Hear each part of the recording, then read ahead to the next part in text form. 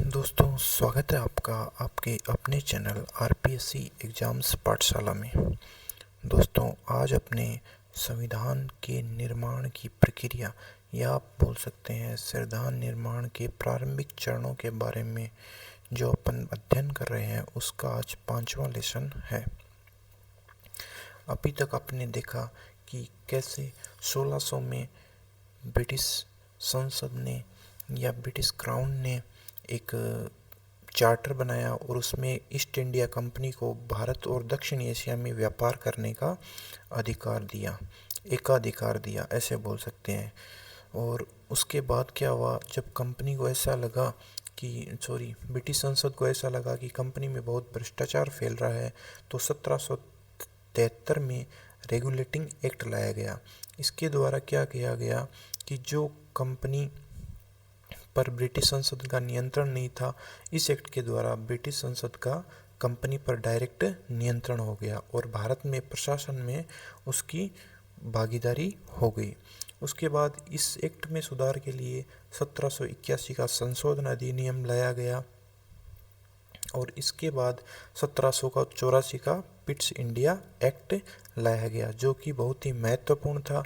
इसमें अपन ने देखा कि कैसे ब्रिटिश आधिपत्य का क्षेत्र बन गया था भारत, कैसे ब्रिटिश संसद का नियंत्रण डायरेक्ट हो गया था भारत में, किसके द्वारा, बोर्ड ऑफ कंट्रोल के द्वारा।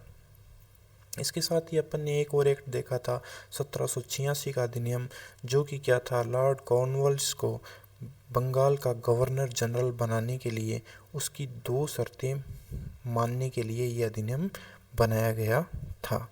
ये तो अभी तक हमने जो पढ़ा उसके बारे में है। दोस्तों, अभी अपन बात करेंगे अपने आज के लेसन की। इसका नाम है 1793 का चार्टर कानून, या आप बोल सकते हो चार्टर एक्ट ऑफ 1793।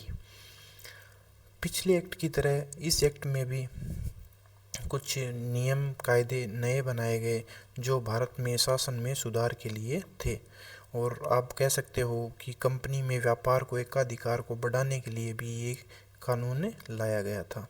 इस कानून को अपन 4 मुख्य बिंदुओं में पढ़ेंगे, तो चलिए शुरू करते हैं पहले से। पहली लाइन में अपने पास है देखिए पहली लाइन, काउंसिल के निर्णयों को अधिभावी करने का अधिकार विस्तारित कर भविष्य के सभी गवर्नर जनरलों एवं प्रेसिडेंसियों के गवर्नरों को दिया गया।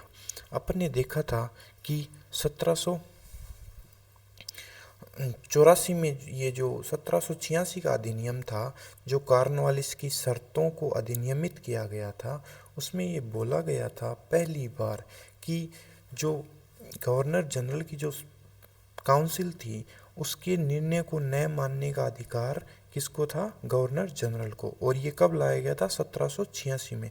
लेकिन 1793 के एक्ट में बोला गया कि ये अधिकार आगे आने वाले सभी गवर्नर जनरलों और प्रेसिडेंसियों के गवर्नरों को भी दिया जाएगा, यानी कि अब काउंसिल के निर्णय को मानने की बाध्यता गवर्नर जनरल पर नहीं थी, यानी कि गवर्नर जनरल का अधिकार क्षेत्र और भी विस्तारित हो गया था।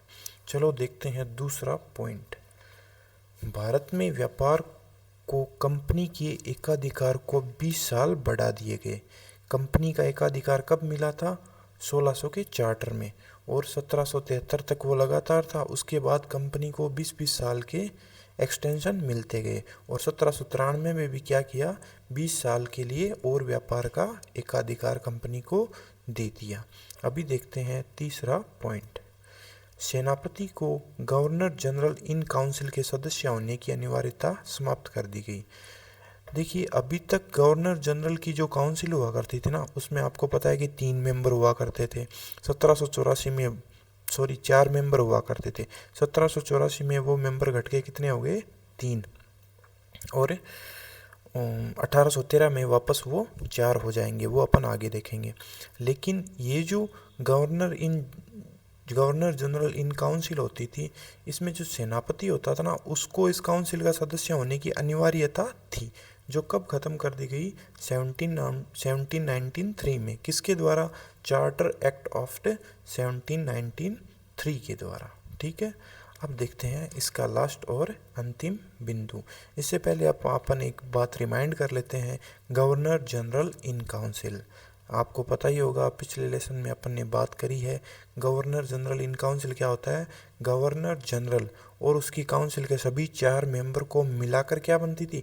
Governor general in council. आप इसको ऐसे भी बोल सकते हैं, गवर्नर जनरल और उसकी काउंसिल। चलिए देखते हैं लास्ट और अंतिम बिंदु। बोर्ड ऑफ कंट्रोल के सदस्यों एवं कर्मचारियों को भारतीय राजस्व से वेतन देने की व्यवस्था की गई। देखो, अपन ने पिछले लेक्चर में पढ़ा था कब 1784 में क्या आया था? Pitt's India act. उसमें क्या किया गया था कि ब्रिटिश संसद का कंट्रोल भारत के प्रशासन में करने के लिए क्या किया गया था कि भारत की जो राजनीतिक जो भी गतिविधियां ना, जैसे नागरिक, सैन्य और राजस्व है, उन सब को कंट्रोल कौन करेगा? Board of control. इससे पहले कौन करता था? Court of directors. अब ये बोर्ड ऑफ कंट्रोल कौन होता था? ब्रिटिश पार्लियामेंट के जो भी सांसद है वो होते थे। यानी कि कुल मिला के ब्रिटिश संसद का ही नियंत्रण हो गया था। तो ब्रिटिश सरकार ने बोला कि जब ये काम भारत का कर रहे हैं तो इनको वेतन हम क्यों दें? इनको वेतन कहाँ से मिलेगा? भारतीय राजस्व से इनको वेतन देना पड़ेगा। ठीक है, इसी के साथ हमारा ये लेक्चर भी ख़त्म होता है। अगले लेक्चर में अपन पढ़ेंगे चार्टर एक्ट ऑफ 1813, यानी कि चार्टर कानून 1813। चलिए दोस्तों, जय हिंद।